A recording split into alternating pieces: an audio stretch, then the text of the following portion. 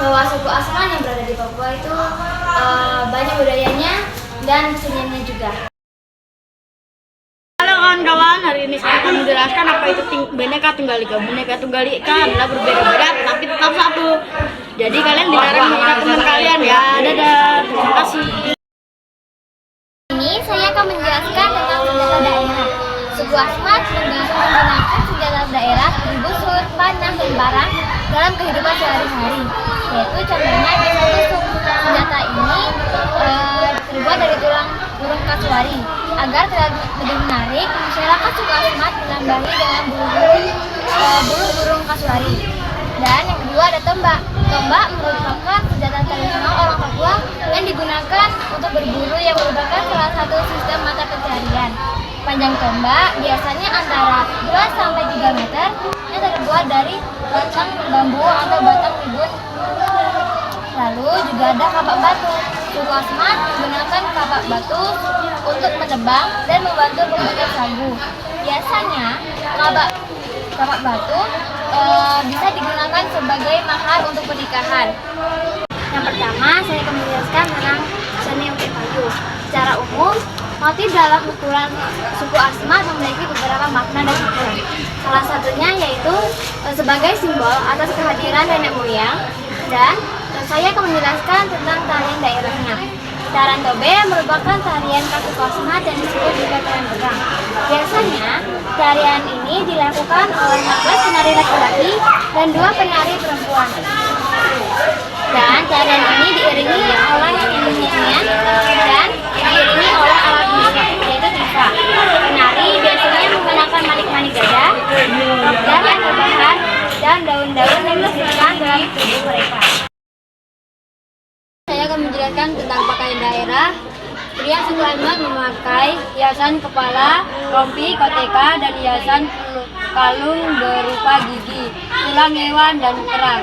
Ada 3 cara memakai koteka dengan makna yang berbeda, yaitu tegak lurus.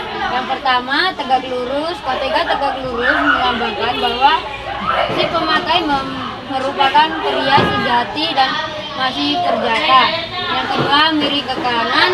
Jika koteka yang dikenakan miring ke kanan, maka diartikan bahwa ia merupakan pria dengan status sosial tinggi, yakni bangsawan. Yang ketiga, miring ke kiri. Sedangkan koteka yang miring ke kiri melambangkan bahwa ia adalah pria golongan menengah dan keturunan panglima perang. Wanita suku Asmat memakai tutup kepala berhiasan bulu cendrawasih, pakaian berumbai, dan rok berumbai, sekaligus aksesoris kalung. Terima kasih. Saya akan menjelaskan rumah adat. Rumah Jai merupakan rumah inisiasi di mana pemuda laki-laki dalam kalangan masyarakat Asmat mendapatkan inisiasi seperti cara berperang, memukul tifa, mencari ikan, hingga kisah tentang leluhur. Rumah Jai dikenal dengan rumah Baujang. Dia menyebutkan dalam bahasa Asmat, Jai berarti roh atau spirit, maka Jai berarti sukma atau jiwa yang menghidupkan dan mengerjakan kehidupan bersama, sehingga setiap kelompok masyarakat tidak tercerai berar. Jai dibuat dari kayu lokal dan rotan serta 2 nipan sebagai atap, dan kulit kayu dimanfaatkan sebagai lantai. Rumah Jai itu memiliki 7 hingga 10 pintu dengan 1 wai, tungkah atau atuman, serta sejumlah tungku lain di bagian kanan dan kiri. Menurutnya, maka pintu dan tungku perapian menunjukkan penghuni yang terdiri dari beberapa famili atau marga di setiap kampung.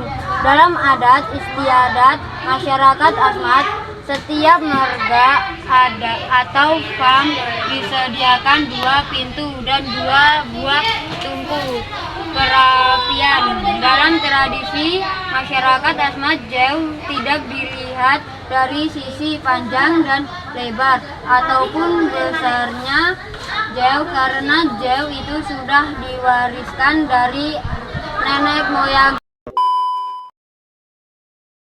Bapak rekan-rekan mendengar keunikannya, yaitu dengan ritual kematian. Dalam budaya masyarakat suku Asmat, kematian seseorang dianggap sebagai sesuatu yang sakral. Mereka menyebut meninggalnya seseorang pada adanya roh jahat. Lalu kedua ada upacara disu. Dis merupakan ritual patung tonggak nenek atau kerabat yang telah meninggal. Upacara adat ini dimaksudkan agar mereka selalu mengingat orang yang telah meninggal. Lalu yang upacara ketiga yaitu adalah upacara susu. Susu adalah upacara pembuatan dan pengukuhan rumah susu atau perahu yang diadakan 5 tahun sekali. Pada upacara ini perahu diwarnai dengan warna merah dan putih. Lalu pada pendayung tersebut digunakan hiasan yang berwarna merah putih dengan aksesoris bulu-bulu burung. Upacara adat ini sangat ramai dengan sorak-sorak anak-anak dan wanita. Tradisi zaman dahulu menggunakan perahu-perahu tersebut untuk melakukan provokasi terhadap musuh agar berperang menjadi pengangkut makanan. Tradisi zaman dahulu menggunakan perahu-perahu terhadap musuh agar berperang. Saya akan menjelaskan dari Papua. Yang pertama suku Asmat ya, terutama yaitu dari Papua. Yang pertama ada tinggi laki-laki 172 cm dan juga untuk wanita memiliki tinggi 162. Bisa kalian lihat di sini ya. Mereka memiliki kulit hitam, rambut yang keriting secara fisik. Karena suku Asmat masih termasuk dengan warga Polinesia, guys. Sistem kepercayaannya biasanya dianut adalah Kristen dan Protestan, dan kepercayaan animistik atau kepercayaan tentang nenek moyang. Lalu di sini ada buah khas suku Asmat. Bahasa daerah suku Asmat ada salah satu bahasa yang digunakan oleh suku Asmat, sebuah suku pribumi yang tinggal di provinsi Papua, Indonesia.